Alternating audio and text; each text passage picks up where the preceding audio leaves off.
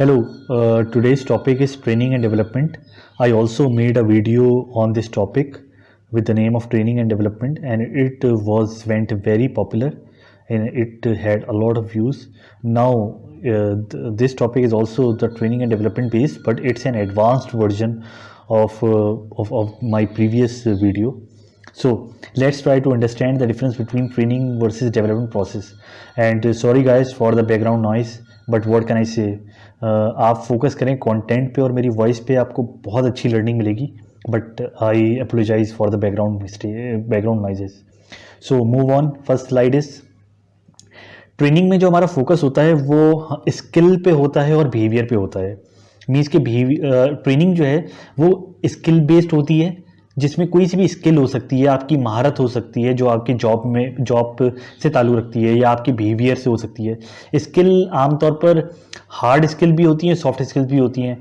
And behaviour is your personality, is your way of talking, how you can manage people. So it's all about like skill और behavior based. Development overall growth होती है. Overall growth means कि आपको information दी जाती है, skill based भी, knowledge based भी, आपके बिहेवियर पे भी काम किया जाता है, आपके एटीट्यूड, आपकी माइंड सेट पे, आपकी स्किल सेट पे, आपकी ओवरऑल एक पर्सनैलिटी पे जो ट्रेनिंग दी जाती है वो डेवलपमेंट वाली कहलाती है. सेकंड इज ट्रेनिंग जो है वो टाइम मैनेजमेंट है. ट्रेनिंग एक एरिया फोकस्ड होती है. टाइम मैनेजमेंट हो गई, पर्सनैलिटी डेवलपमेंट हो गई, कैरेक्टर एंड एटीट्यूड बिल्डिंग हो गई. इसके अलावा कोई भी स्किल, आपकी आईटी की कोई ट्रेनिंग्स हो रही हैं, कोडिंग के हवाले से, प्रोग्रामिंग के हवाले से मुख्तलिफ ट्रेनिंग्स होती हैं. डेवलपमेंट एनर्जी मैनेजमेंट है. Development basically training is a narrow scope and development is a broader scope, कि जिसके अंदर आपको जैसे एनर्जी मैनेजमेंट की दी जाती है कि आपके पास, हर इंसान के पास एनर्जी है जो उसे पता है कितनी है. उस एनर्जी को सही तरीके से एलोकेट करना पूरे दिन के आपके टास्क, ड्यूटीज़ एंड रिस्पॉन्सिबिलिटीज़ में, ताकि आप बेहतरीन से बेहतरीन आउटकम दे सकें. That is development. The next slide is training current role की होती है. जो आप करंट रोल परफॉर्म करें अपनी जॉब में, उससे रिलेट करती है, जबकि डेवलपमेंट आपकी फ्यूचर रोल से रिलेट करती है. जो आप, ये डेवलपमेंट आमतौर पर सक्सेशन प्लानिंग के लिए भी की जाती है, आपकी जॉब इनरिचमेंट के लिए भी की जाती है, और अगर आप इस जॉब से निकल भी जाते हैं, कहीं और चले जाते हैं, तो वहाँ भी बहुत ज़्यादा काम आती है. But training is basically particularly and specifically focus to your current role which you are performing. Training जो है आपकी एचआरडी मैनेजर, आपको एचआरडी मैनेजर तक बना सकती है, ह्यूमन रिसोर्स डेवलपमेंट मैनेजर बना सकती है. और आमतौर पर ये मैनेजरियल लेवल पे, एग्जीक्यूटिव लेवल पे, हर लेवल पे दी जा रही होती है. बट ये जॉब बेस्ड हायरार्किकल लैडर पे बेस करती है. जबकि डेवलपमेंट एजाइल लर्निंग स्पेशलिस्ट है.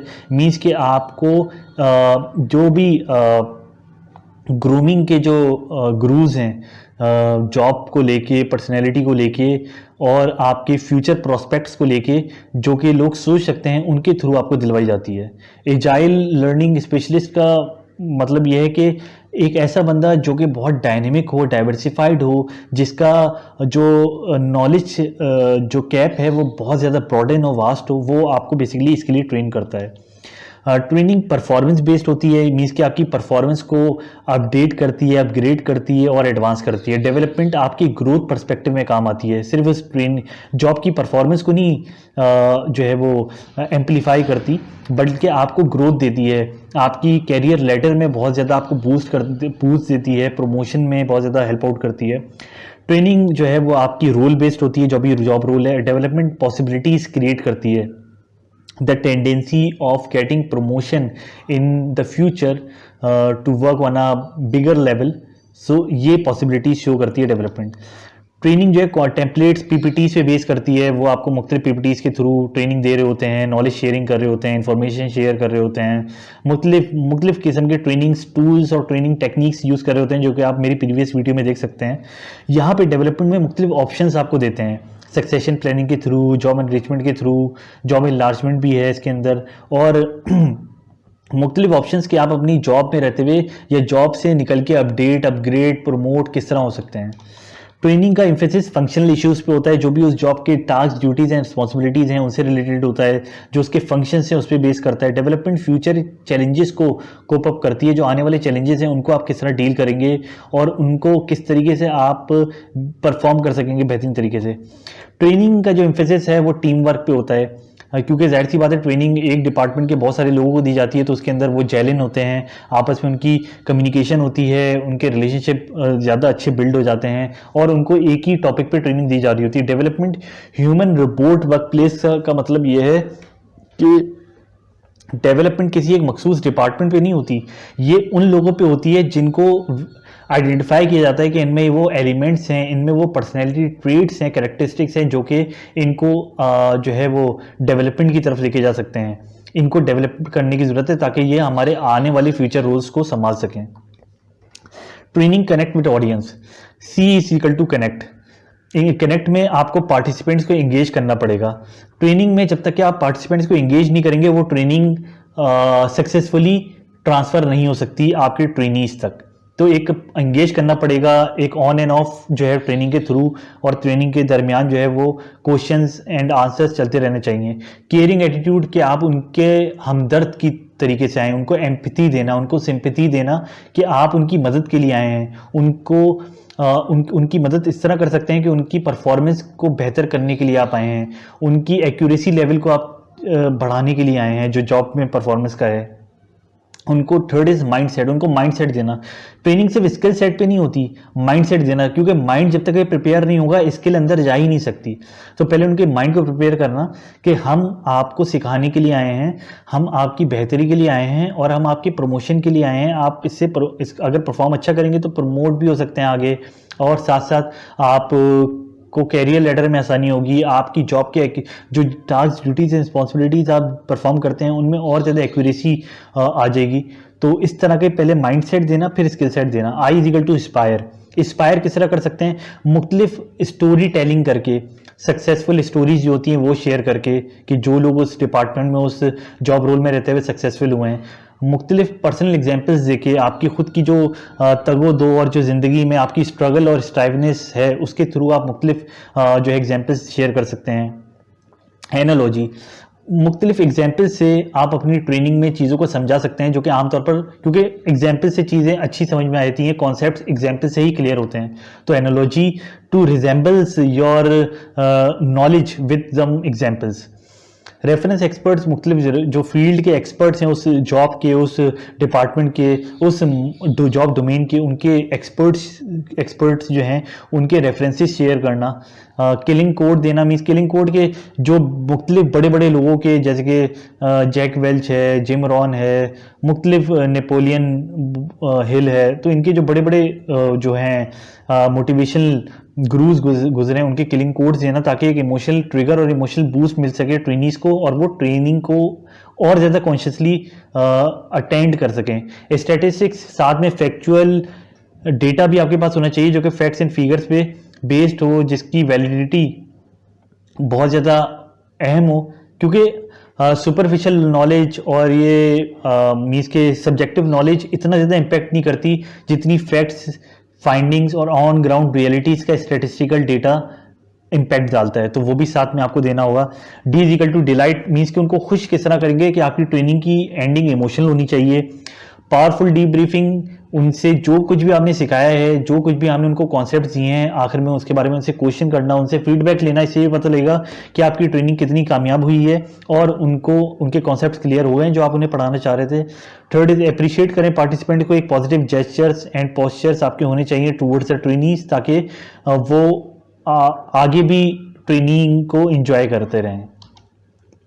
Now employ development theories, training के कॉन्सेप्ट बहुत ज़्यादा क्लियर हैं, आप सबको भी होंगे क्योंकि आप अपनी प्रोफेशनल लाइफ में ट्रेनिंग्स लेते रहते हैं। डेवलपमेंट भी एक ट्रेनिंग ही है, बट इसका स्पेक्ट्रम बहुत ज़्यादा ब्रॉडन है। इसके हवाले से 3 थ्योरी जो मैं आपके सामने डिस्क्राइब करूंगा, जंगल theory, education theory and agriculture theory.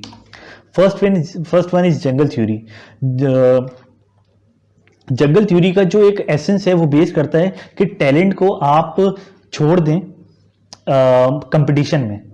Competition में छोड़ दें और फिर पीछे बैठ के देखें कि वो टैलेंट जो है कितना इमर्ज करता है, कितना ग्रो करता है, कितना परफॉर्म करता है। ये जंगल थ्योरी है, मीन्स के survival for the fittest. Second para में जो ये बताना चाह रहे हैं कि जंगल थ्योरी जो है वो ड्रिवन हुई है Darwin's theory of the survival for the fittest, यानी कि आप तभी सर्वाइव कर पाएंगे अगर आप फिट हैं, अगर आप फिट नहीं तो सर्वाइव नहीं कर पाएंगे। इसकी पिक्चर में आप देख रहे हैं कि हिरन भाग रहा है और उसके पीछे एक चीता है, तो अगर हिरन बॉडली सही नहीं होगा तो शेर उसका शिकार कर लेगा, और शेर अगर बॉडली सही नहीं होगा तो हिरन भाग जाएगा। तो जो फिट है वही सर्वाइव कर पाएगा, वरना हर एक को दूसरे पे कॉम्प्रोमाइज करना पड़ेगा। इसके जो मुख्तलिफ एक्सपीरियंसेस हैं बड़े अनगाइडेड वे में हमें मिलते हैं, जिसके अंदर एग्जाम्पल ये है कि आप इंडिविजुअल को मूव करें जॉब टू जॉब और एक कंप्लीट करें जो एक चेन ऑफ लर्निंग है, मुख्तलिफ जॉब रोल्स पे उसे आप ट्रांसफ़र करते रहें ताकि वो सब डिपार्टमेंट्स का, सारी जॉब्स का एक टेस्ट ले ले, उससे नॉलेज हो जाए हर डिपार्टमेंट का, सारी जॉब्स का नहीं बट सारे डिपार्टमेंट में उसकी जॉब को आप रोटेट करें ताकि तमाम लर्निंग उसके पास आ जाए, नो हाउ आ जाए, और फिर वो ट्रायल एंड एरर के थ्रू आप देख पाएं कि किस डिपार्टमेंट में वो अच्छे तरीके से सर्वाइव कर सकता है, मुश्किल हालात उसे कहाँ पे पेश आ रहे हैं और कहाँ पे ऐसी कंडीशन है जो कि उसके मुताबिक नहीं है। तो ये एक तरीका है कि आप टैलेंट को इमर्ज होते हुए, डेवलप होते हुए देख सकते हैं। सेकेंड पार्ट जो इसका है जंगल थ्योरी का, कि जंगल थ्योरी की अब जो इंपॉर्टेंस है वो कम होती जा रही है बहुत ज़्यादा, और ये बहुत ज़्यादा लीस्ट इफेक्टिव हो रही है जिस तरह टाइम आगे जा रहा है। उसकी वजह ये भी है कि ये अच्छे मैनेजर्स प्रोड्यूस नहीं कर पा रही है, मीन्स कि आप लोगों को आपने जॉब्स में डाल दिया, देखा कि वो फेस कर सकते हैं, वो आगे बढ़ सकते हैं, ये इम्पैक्ट करता है। जब इंसान पे मुश्किल पड़ती है तभी वो अच्छा परफॉर्म करता है, बट ये टेक्निक, ये डेवलपमेंट ट्रेनिंग जो है वो अच्छे मैनेजर्स प्रोड्यूस नहीं करके दे पा रही ऑर्गेनाइजेशन को, जो कि ऑर्गेनाइजेशन को ज़रूरत है। सेकेंड इज कि अब जो रियलिटीज़ ऑफ इकोनॉमिक्स है, यानी कि रियलिटीज़ ऑफ इकोनॉमिक्स से है कि अब जो ऑर्गेनाइजेशंस के जो रेवेन्यूज़ जनरेशन के टारगेट्स हैं, जो उनके कंपटीशन जितना ज़्यादा टफ है, जो एम्प्लॉयमेंट की सैचुरेशन है वो बहुत ज़्यादा हाई हो चुकी है, तो और ऑर्गेनाइजेशंस के स्टेक्स भी बहुत ज़्यादा हाई हो चुके हैं, बहुत ज़्यादा बढ़ चुके हैं। तो अब टैलेंट की जो डिमांड है वो पहले के मुकाबले में बहुत ज़्यादा बढ़ गई है। तो अब पीछे बैठना और इंतज़ार करना कि टैलेंट खुद ही इमर्ज होगा, खुद ही सामने आएगा, ये बेसिकली आपके टाइम को और आपके रिसोर्सेज को ज़ाया करना है। तो अब ये जंगल थ्योरी इतनी प्रेफरेबल नहीं रही है, बट एक दौर में और अभी भी बहुत सारी जगहों पे ये इसको बहुत ज़्यादा इंपॉर्टेंस और सिग्निफिकेंस दी जाती है। The next is education theory of employ development. Education theory का जो बुनियादी मकसद है कि स्किल्स को ट्रांसफ़र किस तरह करेंगे, सिखा के, टीच करके, और फिर डेलिब्रेटली आप डेवलप करते हैं, इमर्ज करते हैं एक एजुकेशन प्रोग्राम के थ्रू अपने ट्रेनीज को, अपने टैलेंट को उनको इनकलकेट करते हैं और इंस्टिल करते हैं वो नॉलेज, स्किल्स एंड एक्सपर्टीज से जो कि उनकी जॉब की परफॉर्मेंस को बेहतर करने में बहुत ज़्यादा बुनियादी तौर पर अहम किरदार अदा करती है। सेकंड इज इसके अंदर फॉर्मल ट्रेनिंग्स हैं, एजुकेशन प्रोग्राम्स हैं जहाँ पे लोगों को मुख्तलिफ किस्म की थ्योरेटिकल नॉलेज दी जाती है। द नेक्स्ट इज इसमें बेसिकली ये है कि हम रॉ, जो कि एक ह्यूमन रिसोर्स टैलेंट है हमारे पास, वो जो कि उसको कोई स्किल, एक्सपर्टीज एंड नॉलेज उसके पास इतनी नहीं है, उसको हम एक एचआर डेवलपमेंट मिल में डाल देते हैं, उसके ऊपर हम इन्वेस्ट करते हैं, ट्रेनिंग देते हैं, नॉलेज, स्किल्स, एक्सपर्टीज देते हैं, मुख्तलिफ पीपीटीज, बुक्स, मटेरियल्स के थ्रू उसको ट्रांसफॉर्म करने की कोशिश करते हैं कि एक अच्छी फिनिश स्किल प्रोडक्ट्स के तौर पर वो निकल के सामने आए। मैनेजर्स को एक्सपोज किया गया है बहुत ज़्यादा इंटरनल और एक्सटर्नल प्रोग्राम्स के थ्रू आमतौर पर ऑर्गेनाइजेशंस में, लेकिन उन्होंने जो भी सीखा वो आमतौर पर उसे इतने अच्छे तरीके से प्रैक्टिस करने में नाकाम रहे हैं। Education theory of employ development में जो है आप मुख्तलिफ ऑफ द जॉब ट्रेनिंग्स और एजुकेशन के थ्रू आप उन्हें एक्सपोजर दे सकते हैं, जो कि एक एक्सपेंसिव इन्वेस्टमेंट है, जिसके आप किसी बाहर के बंदे को बुलाते हैं, गेस्ट स्पीकर्स को बुलाते हैं, ट्रेनर्स को बुलाते हैं, वो तकरीबन 1-1.5 महीने की ट्रेनिंग होती है, बहुत ज़्यादा मीन्स के मिलियंस में पैसे लग जाते हैं, लेकिन ये 10% भी एक्चुअल रिजल्ट्स नहीं दे पा रही उसका जो कि एक्सपेंडिचर आपका लगा है। यानी कि 10% ऑफ एक्सपेंडिचर जो आपका लगा है वो भी उसका भी मीन्स कि जितना भी एक्सपेंडिचर आपका लगा है, जितनी भी कॉस्ट आपकी लगी है, उसका 10% भी आपके पास आउटपुट नहीं आ रहा है, मीन्स के जॉब में ट्रांसफर होके वो परफॉर्मेंस और वो आउटपुट नहीं आ पा रहे हैं। तो इसके अंदर जो रिजल्ट देखने में आ रहा है कि ह्यूज नोइंग डूइंग गैप है कि आप सीख तो बहुत कुछ रहे हैं लेकिन करने में आप निल हैं, ज़ीरो हैं। सेकंड इज ट्रेनर टीचर जो हैं इस प्रोग्राम में वो एक वेल इन्फॉर्म्ड रोल अदा करते हैं, यानी कि वो अपनी नॉलेज को शेयर करने के बहुत ज़्यादा एक्सपर्टीज उनके पास होती हैं। वो लर्निंग नीड्स को पहचानते हैं कि भाई मुझे क्या सिखाना है, इन लोगों को इनकी ज़रूरत क्या है। लर्निंग गोल्स जो है वो तय करते हैं कि इस ट्रेनिंग के गोल्स क्या होंगे। मीडियम ऑफ इंस्ट्रक्शन तय करते हैं कि मुख्तलिफ किस्म के ट्रेनिंग टेक्निक्स और मेथड्स होते हैं वो अडॉप्ट और अडेप्ट करते हैं ताकि ट्रेनीज को ट्रेन कर सकें। और फिर वो भी डिसाइड करते हैं कि हमें अकम्पलिश क्या करना है इस लर्निंग के थ्रू, क्या एविडेंस बेस्ड अकम्पलिशमेंट हमें मिलेगी इस लर्निंग के थ्रू। लेकिन वो जो फोकस नहीं कर रहे वो लर्निंग नीड्स पे, जो बुनियादी नीड्स हैं उस ऑर्गेनाइजेशन के डिपार्टमेंट्स की क्या नीड है और उस डिपार्टमेंट के अंदर जो जॉब है उसकी क्या नीड है, उसको आइडेंटिफाई नहीं कर रहे। सुपरफिशियल लेवल पे काम कर रहे हैं, डिग डाउन जाके गहराई में काम नहीं कर रहे। और उनका जो लर्निंग जो पार्टिसिपेंट्स को जो लर्निंग स्टाइल पसंद है जिसके थ्रू वो इजीली, फास्टली, टीडियसली उस ट्रेनिंग को एसिमुलेट कर सकते हैं, उसको भी वो आइडेंटिफाई नहीं कर रहे। तो वो अपनी लेके आते हैं, ट्रेन करते हैं, चले जाते हैं, उसका फायदा 10% भी नहीं हो रहा। Agriculture theory of employ development, human competence जो है वो इनकरेज होती है बहुत ज़्यादा इसी तरीके से जैसे कि एक पौधा जो है वो इनकरेज होता है और वो ग्रो करता है और वो ज़मीन फाड़ के बाहर निकलता है और वो ग्रो करता है डेलिबरेट एफर्ट्स के साथ, अपनी वो खुद ब खुद मेहनत करके ऊपर आते चला जाता है। लेकिन ये नहीं हो सकता कि अगर आप उसे कंपटीशन में छोड़ दें जैसे कि हम जंगल थ्योरी में करेंगे, या आप सिर्फ और सिर्फ उसे ओकेजनली डोज देते रहें, यानी कि उसे फर्टिलाइजर उसमें बीज डालते रहें, लेकिन जब तक कि उस प्लांट में खुद कॉम्पिटेंसी नहीं होगी, उस वो बीज जो कि आपने डाला था अगर उसमें खुद ताकत नहीं होगी तो आप कितना ही पानी डालते रहें, कितना ही उसके ऊपर आप खाद और मिट्टी डालते रहें, वो बाहर नहीं हो, वो ग्रो नहीं करेगा। कितनी फर्टिलाइजर आप उसके ऊपर अच्छा कर लें लेकिन वो ग्रो नहीं कर पाएगा। तो जंगल थ्योरी और एजुकेशन थ्योरी जो है वो फेलियर की तरफ है एग्रीकल्चर थ्योरी के थ्रू, या कि एग्रीकल्चर थ्योरी के अकॉर्डिंगली। थर्ड इज कॉम्पिटेंसी बढ़ती है इसी तरीके से, थर्ड इज कॉम्पिटेंसी इसी तरह बढ़ती है जैसे कि एक एग्रीकल्चर प्लांट बढ़ता है, ये सिस्टमेटिकली बढ़ती है। मीन्स के एरर्स को आप काटते चले आते हैं, जो उसके अंदर एरर्स होते हैं आपकी परफॉर्मेंस में उसे आप ख़त्म करते चले आते हैं और आप उसे एक नया ग्राउंड देते चले आते हैं जिसपे वो लार्जरली ग्रो कर सके, बड़े पैमाने पे बढ़ सके।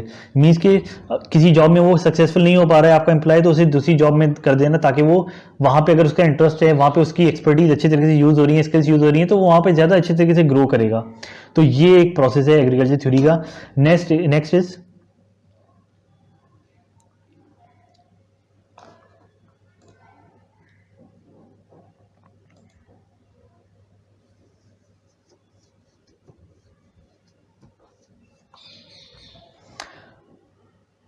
आमतौर पर जो ग्रोथ होती है वो फॉर्मल ट्रेनिंग्स के थ्रू या कंपटीशन में डालने से इतनी ज़्यादा नहीं होती। मीन्स कि कंपटीशन में डाल के आप आमतौर पर जो ग्रोथ है बहुत ज़्यादा जो देखा गया है, जो ग्रोथ्स हैं वो फॉर्मल ट्रेनिंग्स के थ्रू नहीं होती, या आप प्रिस्क्राइब कर दें लगन के साथ वो एजुकेशनल प्रोग्राम्स को अटेंड करता रहे या किसी कंपटीशन में चले जाए तो उससे कोई इतना अच्छा इम्पैक्ट नहीं आता। एम्प्लॉय डेवलपमेंट जो है वो असल में शुरू ही तब होती है जब आप असल में उसे डेवलपमेंट प्रोसेस में डालते हैं, यानी कि उस एनवायरनमेंट में डालते हैं जहाँ पे वो इमर्ज कर सके, जहाँ पे वो अपनी पोटेंशियल को और अपनी परफॉर्मेंस को 1000% पे यूज़ कर सके। ठीक है, फिर उस सीड्स को डालना, यानी कि सही आदमी को सही जॉब पे लगाना, गलत जॉब पे नहीं लगाना। एक तो एनवायरनमेंट उसे देना, फिर सही जॉब उस आदमी को देना जहां पे वो अपने आप को बेहतरीन तरीके से यूज कर सके, और फिर ओरिएंटेशन और प्लेसमेंट, और फिर आपका एजुकेशनल प्रोग्राम्स या ट्रेनिंग्स आती हैं जहां पे आप वो सीड डालेंगे और उसको मुख्तलिफ फर्टिलाइजर मीन्स के पानी डालेंगे, खाद डालेंगे, मिट्टी डालेंगे ताकि वो और ग्रो कर सके, जिसको ओरिएंटेशन और प्लेसमेंट कहते हैं। The next is employ development. Employ growth को हमें बड़े पैमाने पे एक होलिस्टिक वे में देखना पड़ेगा, और इसके अंदर बहुत सारी लर्निंग एक्टिविटीज भी आती हैं, चाहे वो शॉर्ट टर्म बेस्ड हो चाहे वो लॉन्ग टर्म बेस्ड हो। सेकंड इज कंटिन्यूस ग्रोथ का मकसद हर एक का है, चाहे वो पर्सनल कैरियर वाइज हो ऑर्गेनाइजेशन के अंदर,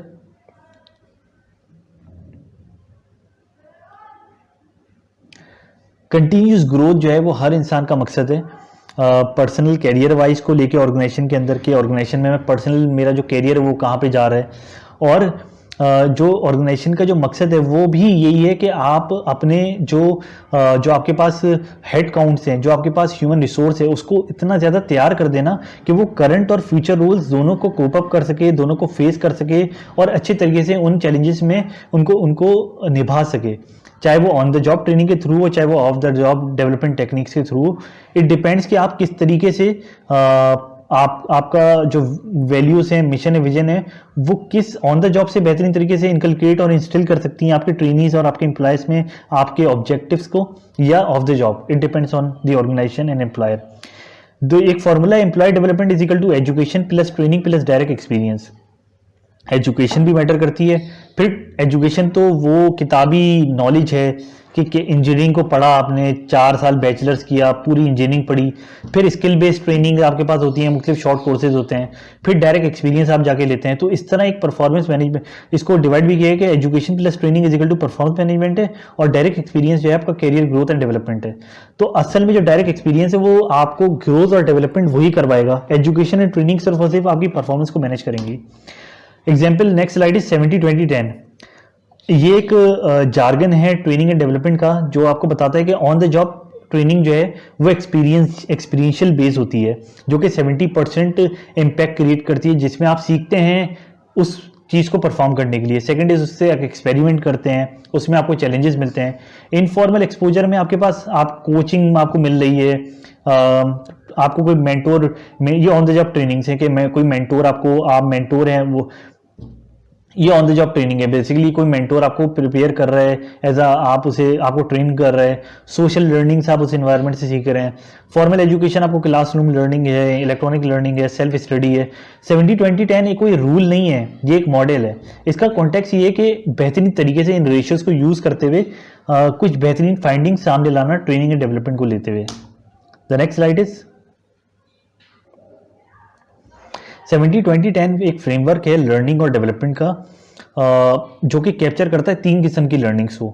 एक एक्सपीरियंशियल जो कि ऑन द जॉब एक्सपीरियंस है, सोशल जो कि इनफॉर्मल लर्निंग है, और फॉर्मल जो कि टोटली एजुकेशनल बेस्ड ये इलेक्ट्रॉनिक ट्रेनिंग्स और कोर्स बेस्ड ट्रेनिंग्स हैं, और इनके रिलेशन एक दूसरे के साथ बताता है। इन्होंने 70% ऑन द जॉब एक्सपीरियंस को दिया, 20% इनफॉर्मल लर्निंग को दिया और 10% फॉर्मल लर्निंग को दिया है। अब इसको ये जस्टिफाई करने के लिए हम आगे चलेंगे।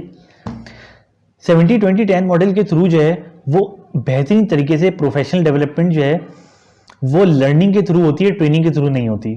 और ये मेथोडोलॉजी असल में इंट्रोड्यूस की गई एक स्टडी के थ्रू, जो कि सेंटर फॉर क्रिएटिव लीडरशिप की एक स्टडी कंडक्ट की गई थी, जिसके अंदर एग्जामिन किया गया कि एग्जेक्टिव्स किस तरीके से लर्न करते हैं, ग्रो करते हैं और फिर चेंज करते हैं, ट्रांसफॉर्म करते हैं अपने कैरियर लेडर में, अपने जॉब रोल्स में, और सक्सेसफुल साबित होते हैं अपने लिए भी और ऑर्गेनाइजेशन के लिए भी। तो ये स्टडी कंडक्ट की गई, जिसके जो रिजल्ट्स आए और पब्लिश रिजल्ट्स हैं, जिसके अंदर ये रेशो निकाले गए हैं, जो कि बहुत ज़्यादा इफेक्टिव है लर्निंग के लिए, कि 70% सबसे ज़्यादा इंसान जो सीखता है वो जॉब रिलेटेड एक्सपीरियंस से सीखता भी है और ग्रो भी करता है। 20% सिर्फ और सिर्फ डेवलपमेंट रेशियोज, आप उसे एनवायरनमेंट में डाल दें, उसके साथ मेंटोर लगा दें, कोच लगा दें ऑन द जॉब, और 10% फॉर्मल कोर्स वर्क्स और 10% फॉर्मल कोर्स वर्क्स और ट्रेनिंग्स को दिया गया है। The next slide is 70%। अब इसको हम एविडेंटली जस्टिफाई करेंगे कि 70% क्यों जॉब रिलेटेड एक्सपीरियंस में। जो मुख्तलिफ इंटरवेंशन है उसके अंदर ये है कि 70% जॉब रिलेटेड एक्सपीरियंस में इसलिए 70% उसकी लर्निंग है और ग्रोथ है, क्योंकि आप उसे नई रिस्पॉन्सिबिलिटीज देते हैं, उसको डिसीजन मेकिंग अथॉरिटी और ऑटोनॉमी देते हैं, जिससे वो पोजेस करता है, ओन करता है उस जॉब को। तीसरा ये कि एम्प्लॉयज को मैनेज करने का मौका मिलता है, ना सिर्फ अपने आप को, दूसरों को भी। तो उसका इंटरेस्ट लेवल का जो एक पैरामीटर है वो बहुत हाई हो जाता है। फोर्थ इज आप शामिल करते हैं एम्प्लॉय को मुख्तलिफ सीनियर लीडरशिप मीटिंग्स में, उसे मुख्तलिफ सीनियर मीटिंग्स में बिठाया जाता है, जिससे उसका एक और इंटरेस्ट लेवल बढ़ता है। एम्प्लॉय को आप इंक्लूड करते हैं कि वो एंटिसिपेट कर सके अपने फ्यूचर बजटिंग प्रोजेक्ट्स को, कि आने वाले जो फ्यूचर जो ऑर्गेनाइजेशन का जो डिपार्टमेंट का रेवेन्यू है उसकी बजटिंग क्या होनी चाहिए, कॉस्टिंग क्या होनी चाहिए, रेवेन्यू कितना होना चाहिए, नेट प्रॉफिट कितना होना चाहिए, इसके अंदर उसे इन्वॉल्व करते हैं। इसके अलावा आप इसे इनकरेज करते हैं cross functional involvement in projects, यानी कि मुख्तलिफ डिपार्टमेंट्स आपस में बैठते हैं और क्रॉस क्वेश्चन करते हैं, क्रॉस आर्ग्यूमेंट्स करते हैं, क्रॉस मीटिंग कम्युनिकेशन करते हैं, तो उसका एक्सपोजर लेवल बहुत बढ़ता है, इंटरेस्ट लेवल बहुत बढ़ता है।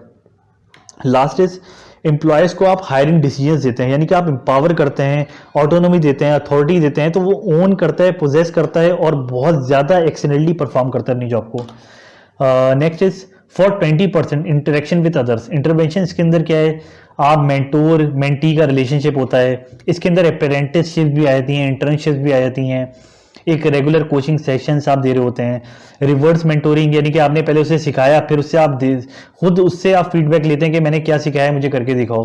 आप इंट्रोड्यूस करते हैं अपने एम्प्लॉयज़ को बाहर के जो लीडिंग पोजीशंस पे लोग हैं उनसे, क्योंकि वो उनसे ट्रेनिंग ले रहा होता है, तो उनसे उसका दोनों का एक्सपोजर एक दूसरे से होता है। 360 डिग्री फीडबैक सेशंस होते हैं। इनकरेज करते हैं pair to pair one on one meetings focus on reflection, जिससे रिफ्लेक्शन होती है कि जब आप ट्रेनिंग्स ले रहे होते हैं वन ऑन वन आपकी मीटिंग जारी रहती है, आपका मुख्तलिफ जो है वो कम्युनिकेशन और कनेक्ट रहते हैं आप दूसरे से, आपको फीडबैक मिलता रहता है ऑन द जॉब बेस्ड कि मैं क्या कर रहा हूँ, कैसे कर रहा हूँ, किस तरह कर रहा हूँ। 10% फॉर्मल एजुकेशन इवेंट्स हैं जो कि लेक्चर्स पे बेस करते हैं, बुक्स हैं, मुख्तलिफ वर्कशॉप्स दी जाती हैं, कोर्सेज दिए जाते हैं, वेदर उस मीन्स के फिजिकल मटेरियल्स भी शामिल होते हैं और वर्बल ट्रेनिंग्स भी होती हैं, वीडियोज़ हैं, वेबिनार्स हैं, इलेक्ट्रॉनिक बुक्स का दौर है, वेबसाइट्स हैं, मुख्तलिफ PPTs दे दी जाती हैं, मुख्तलिफ जो है वो free of cost courses available हैं मुख्तलिफ वेबसाइट पे, सेमिनार्स हैं, पैनल्स, डिस्कशंस हैं, ग्रुप मीटिंग्स हैं। अब बेनिफिट्स क्या हैं 70-20-10 के टोटल, अगर तीनों के बेनिफिट्स दिए जाएं, ये एम्पावर करती है लोगों को कि वो अपनी लर्निंग को लेके और ज़्यादा कॉन्शियस हो सकें, और ज़्यादा उनके अंदर क्यूरियोसिटी हो सीखने की। इनकरेज करती है शेयरिंग ऑफ लर्निंग को और एक्सपीरियंसेस को। थर्ड इज ये रिकग्नाइज करती है उस जॉब इंकम्बेंट को कि वो अपनी परफॉर्मेंस को बेहतर कर सके अपने जॉब रोल में रहते हुए, और किस तरह वो बेहतर कर सकता है। फिफ्थ इज ये सिखाती है लोगों को कि वो किस तरीके से अपने काम को बेहतर कर सकते हैं। फिफ्थ इज ये लोगों के जो व्यूज़ हैं लर्निंग को लेके उसको और ज़्यादा उसको और ज़्यादा ब्रॉडन करती है, उनको और ज़्यादा वाइब्रेंट करती है लर्निंग्स को लेके, उनके दिमाग को खोलती है। नंबर 7 इज उनके डेवलपमेंट प्लानिंग को और ज़्यादा बेहतर करती है, उनको ये सोचने पे मजबूर करती है कि मैं अभी कर क्या रहा हूँ और मुझे आगे क्या करना होगा, इसके ऊपर उनका ज़्यादा फोकस होता है ट्रेनिंग एंड डेवलपमेंट का। और लास्ट वन इज एक लर्निंग कल्चर को ये इंकरेज करती है ऑर्गेनाइजेशन के अंदर कि यहाँ पे लर्निंग बहुत ज़्यादा है, यहाँ पे डेवलपमेंट बहुत ज़्यादा है, यहाँ पे सक्सेस बहुत ज़्यादा है। Thank you for listening my video.